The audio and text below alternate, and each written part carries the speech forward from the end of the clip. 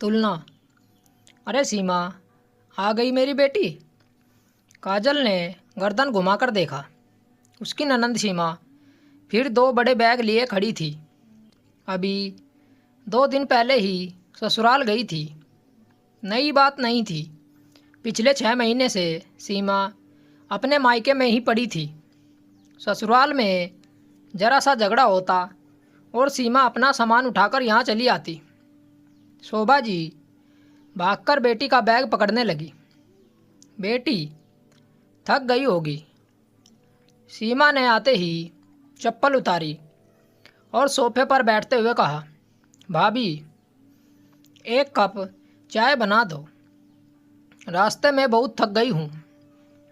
काजल ने कुछ नहीं कहा, चुपचाप 1 कप चाय बना दी। उसके पति आकाश ने नज़रें उठाई और पूछा, फिर झगड़ा हुआ है क्या बहन? तुम्हें क्या मतलब? सीमा ने तुरंत जवाब दिया, मैं अपनी माँ के घर आई हूँ, किसी के घर मेहमान बनकर नहीं आई। आकाश चुप हो गया। काजल ने चाय सामने रखी। सीमा ने कप उठाते हुए कहा, भाभी चीनी थोड़ी कम है। अभी तक तुम्हें पता नहीं चला? मुझे मीठी चाय पसंद है। काजल ने बस उनकी तरफ देखा और वापस रसोई में चली गई। यह रोज़ का किस्सा था। सीमा सुबह देर तक सोती, खाना तैयार मिलता, कपड़े धुले मिलते, हर बात में भाभी की कमी निकालती। दोपहर को पड़ोस की चाची किसी काम से घर आई तो सीमा जोर से, चाची आजकल तो भाभी बड़ी मालकिन बन गई है, घर में इनकी ही चलती है। चाची ने हंसकर पूछा, अच्छा और नहीं तो क्या? आप पूछती नहीं हैं? आप लोग कुछ कहते क्यों नहीं? काजल वहीं सब्जी काट रही थी। उसने फिर भी कुछ नहीं कहा। शोभा जी को बेटी की हर बात सही लगती थी। उन्होंने भी जोड़ दिया, बहुएं आजकल ऐसी ही होती हैं। उस दिन काजल के हाथ रुक गए। उसने सिर उठाकर दोनों की तरफ देखा, मगर फिर खुद को रोक लिया। शाम को आकाश काम से लौटा तो बिजली का बिल, राशन का हिसाब के खर्चे की बात होने लगी। तभी सीमा बीच में बोल पड़ी, भैया घर का खर्च इतना बढ़ गया है, भाभी को भी थोड़ा कम खर्च करना चाहिए। आकाश ने हैरानी से पूछा, कौन सा खर्च? अरे इनके मायके वालों का आना जाना, फ़ोन भी तो खर्चा है। काजल ने धीरे से पानी का गिलास रखा और सीमा की तरफ देखकर बोली, मेरे मायके वाले साल में 2 बार आते हैं सीमा, लेकिन आप पिछले 6 महीने से यहीं रह रही हो। सीमा का चेहरा उतर गया। वह तुरंत बोली, तो क्या हुआ, यह घर बेटी का ही है। काजल ने कुछ नहीं कहा, लेकिन उसके चेहरे पर वह चुप्पी नहीं थी जो हमेशा रहती थी। उस रात खाना खाते समय माहौल अजीब सा था। किसी ने ज़्यादा बात नहीं की, लेकिन काजल के मन में जो सालों से जमा था वह बाहर आने लगा था। सीमा को एहसास हुआ कि उसकी भाभी अब चुप नहीं रहेगी। अगली सुबह काजल रोज़ की तरह सबसे पहले उठ गई। उसने चाय बनाई, नाश्ता तैयार किया और आकाश के टिफ़िन की तैयारी करने लगी।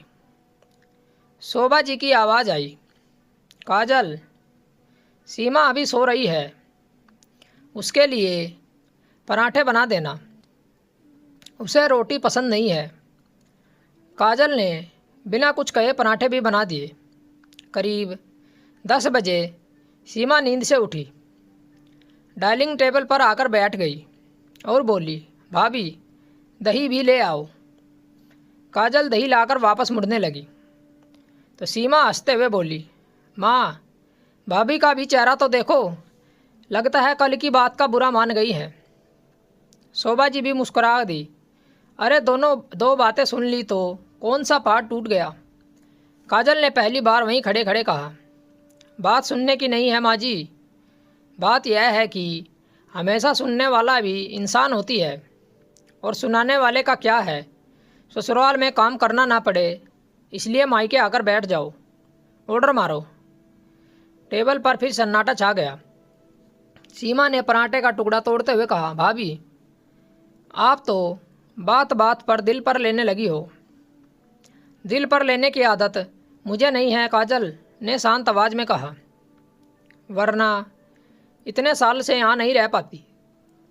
सीमा ने कुछ नहीं कहा, लेकिन उसके चेहरे पर चिढ़ साफ दिख रही थी। दोपहर में काजल कपड़े तय कर रख रही थी।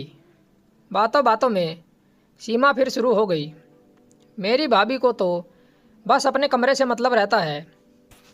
माँ की कितनी सेवा करती हूँ मैं, नहीं दिखता। काजल इस बार भी चुप रही। पड़ोस की चाची ने जाते ही सीधे सीमा से पूछा, मायके में माँ की सेवा करती हो, ससुराल में सास की सेवा नहीं करती क्या? सीमा तुरंत भड़क गई।